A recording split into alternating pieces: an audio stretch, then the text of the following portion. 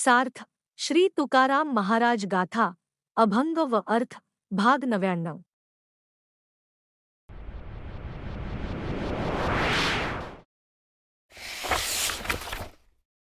अभंग क्रमांक 199। अन्नाच्या परिमळे जरी जाय भूक, तरी का हे पाक घरोघरी एक, आपुलाले तुम्ही करारे स्वहित। वाचे स्मरा नित्य राम राम ध्रुव, देखोनी जीवन जरी जाय तहान।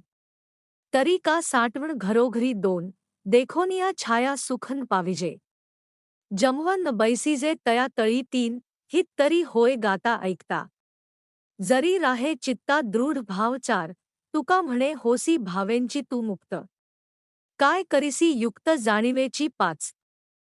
अर्थ अन्नाच्या वासाने जर पोट भरले असते तर स्वयंपाक करण्याचे कारणाच काय होते। नुसत्या शब्दाने कधी प्रत्यक्ष अनुभव घेता येत नाही, त्यासाठी तुम्ही प्रत्यक्ष अनुभव घेण्यासाठी रामाचे सत्स्मरण करा। पाणा फक्त पाहून जर कोणाची तहान भागत असेल तर पाण्याचा साठा का करावा। वृक्षाची सावली दुरून पाहून त्याचा अनुभव घेता येत नाही, त्याखाली बसावे लागते। तसे हरिनाम प्रत्यक्ष गावे ऐकावे लागते, त्यावर दृढ भक्तिभाव ठेवावा लागतो। तुकाराम महाराज म्हणतात, तू जर दृढ भक्तिभावाने हरिभक्ती केलीस तर तू निश्चितच मुक्त होशील।